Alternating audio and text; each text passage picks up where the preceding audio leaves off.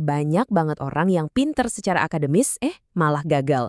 Sementara yang lain, yang mungkin kelihatannya biasa aja, justru lolos. Ini bukti kuat kalau ada faktor lain yang jauh lebih penting dari sekedar pinter di atas kertas. Halo guys, banyak yang tidak tahu loh tentang ini. Yuk, tidak usah lama-lama, langsung aja kita simak.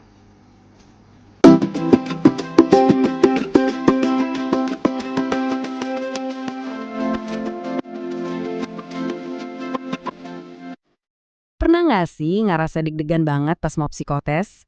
Rasanya kayak kotak misteri yang bakal nentuin nasib kita ya. Tenang, di bahasan kali ini kita bakal bongkar semua rahasianya. Kita ubah rasa takut itu jadi persiapan yang super mantap.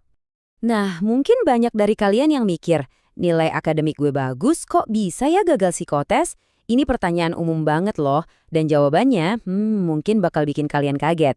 Karena ini sama sekali bukan soal hoki-hokian atau untung-untungan.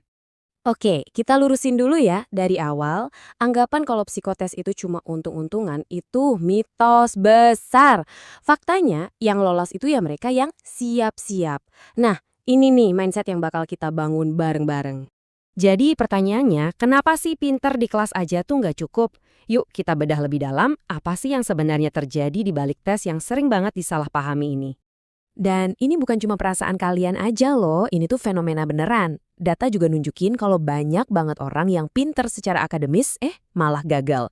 Sementara yang lain, yang mungkin kelihatannya biasa aja, justru lolos. Ini bukti kuat kalau ada faktor lain yang jauh lebih penting dari sekedar pinter di atas kertas. Oke, sekarang mari kita operasi si psikotes ini. Sebenarnya apa sih yang mau dicari tahu dari diri kita sama para penguji itu? Nah, ini dia poin kuncinya. Psikotes itu bukan cuma tes matematika atau tes bahasa. Tujuannya itu buat dapat gambaran lengkap tentang diri kamu.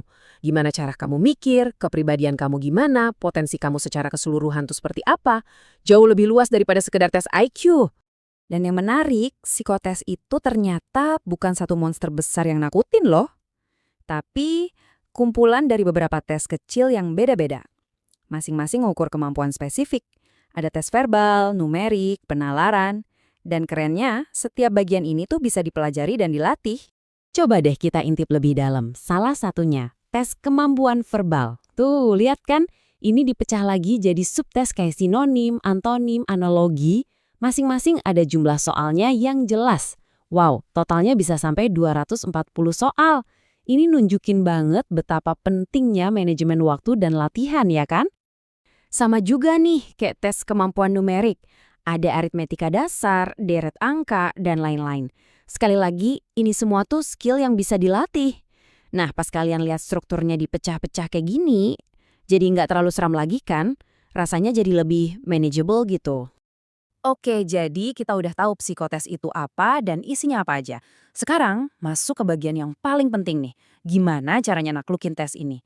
Yuk kita langsung bahas strategi praktis yang bisa kalian terapin.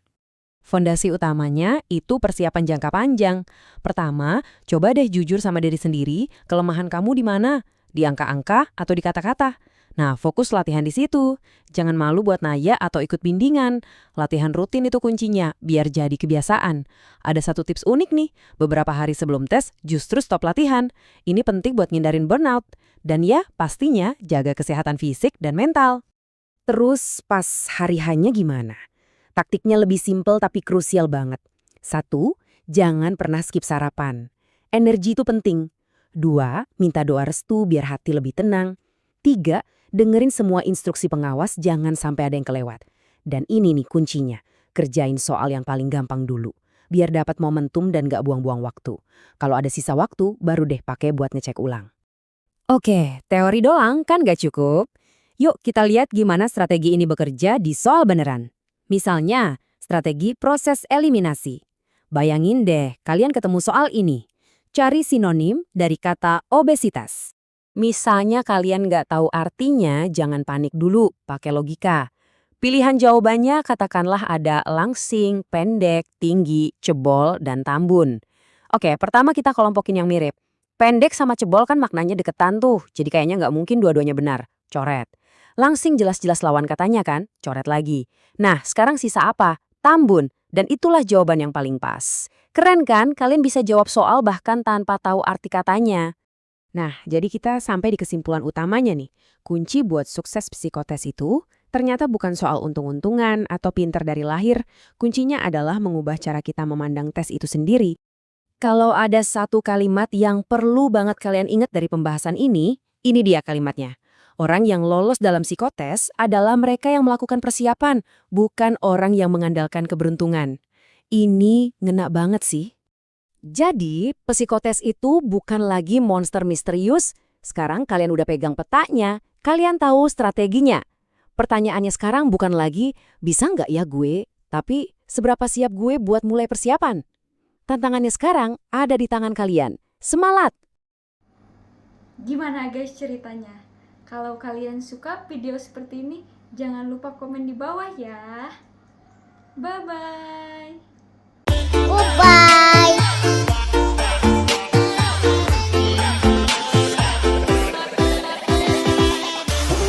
Wait a minute, do I see what I think?